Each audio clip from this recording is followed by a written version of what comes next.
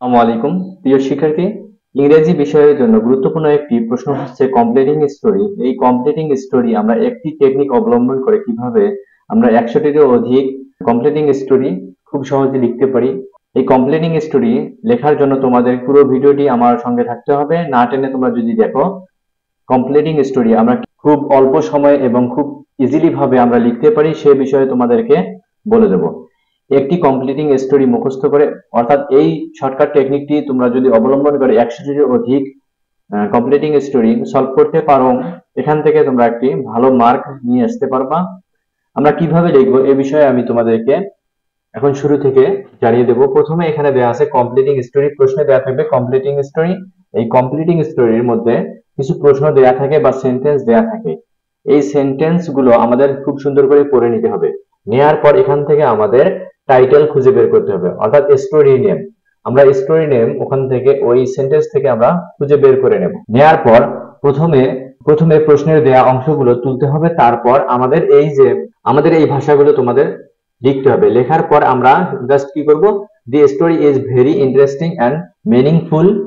In this story the main character, চরিত্রের নাম অর্থাৎ মেইন ক্যারেক্টার, অর্থাৎ আমরা যে কমপ্লিটিং স্টোরি যে থাকবে ওখান থেকে আমরা তো খুঁজে বের করে নেব চরিত্রের নাম। আমাদের চরিত্রের নামটা বের করে নিতে হবে, নিয়ে আমরা এখানে চরিত্রের নামে লিখে দেব। এখানে লিখবো আমরা face A challenging situation, he or she text A wish decision and act bravely and intelligently.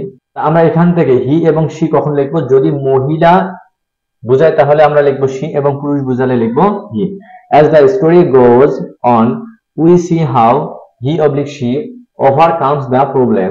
The story gives us a great lesson about real life.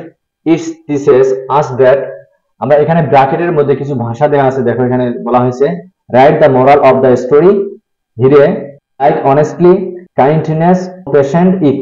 এই বিষয়ে দেয়া থাকতে পারে, বিভিন্ন ধরনের বিষয় থাকবে দেয়া, আমরা এগুলো বাদ দিয়েও লিখতে পারি। প্রশ্নে দেয়া আছে এগুলো থাকতে পারে, এগুলো আমরা বের করে নিয়ে লিখে দেব।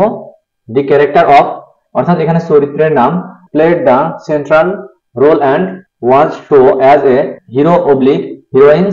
দি story is enjoyable, informative and very helpful to us. The moral of the story, story name. তা আমরা এখানে স্টোরি নেম বলতে কাকে বোঝানো হয়েছে, যে আমরা টাইটেলটা লিখলাম এই টাইটেলটা এখানে লিখে দেবো, অর্থাৎ স্টোরি নেমটা আমরা এখানে সুন্দর করে লিখে দেবো।